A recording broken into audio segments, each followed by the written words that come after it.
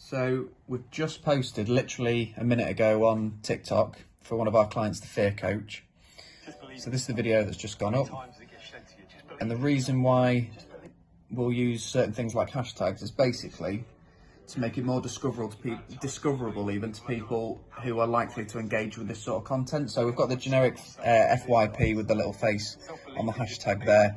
That's the algorithm at the minute that's working to get it appear onto the For You page, which for people who use TikTok a lot will know that's basically the page that everybody looks at.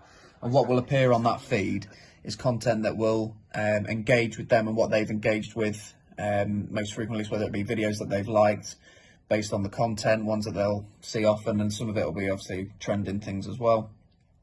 So we've got like hashtag mindset, success, be yourself, genuine fear, because that's the sort of video and content that if they're into obviously what Drew here's talking about, that's the content that they'll engage with more. So those people are more likely to see these sort of videos and then discover obviously the client that we're working for. So, and then we've got a few things like a little bit more varied, so life hack. Obviously people will see loads of sort of life hacks on TikTok and all that sort of thing, so it gets people looking. For those, it'll then make it discoverable to them as well. And then rewards and Fear Coach as well. So we're just trying, it's all trial and error on TikTok at the minute. Most of our engagement and reach is actually happening on Instagram Reels. So we've got one there that's nearly at 6,000 plays, 1,700. Part 2 of that one dipped a little bit with 725.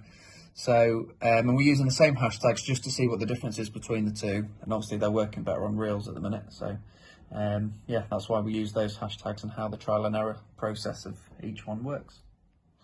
So you notice that we've got 3 videos under the same title that's got, am I doing enough? And then, am I doing enough? Part 2, part 3. The reason we've done that is so basically the generation obviously that uses these sort of apps and engages with these content now, like they prefer it in, the attention span nowadays has shrunk massively. So whereas before these sort of videos would maybe work slightly longer, now they don't. So we break them up into part 1, part 2, so that let's say obviously part 1 did well because it's quite the statement of am I doing enough is quite out there, so obviously that will have outreach to a lot of people. Part 2 generally of these videos, if it's a 3-part one, will always dip. There's always going to be that natural dip there.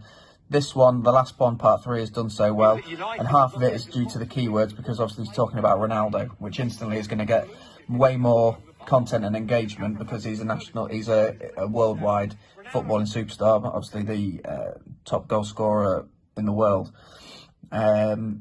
So it's all, a lot of it's down to the content, a lot of it's down to the keywords. But yeah, so that's why we do it in 3 different parts, and obviously allows more people to view your content, which hopefully out of all those, 6,000 people, I mean, I looked earlier, there was maybe like 50 saves or something, so they've all saved that video and now have completely engaged with it. So we've now got a new warm audience that will come to this profile and look through all the content that's on there and start engaging with the channel and with the client.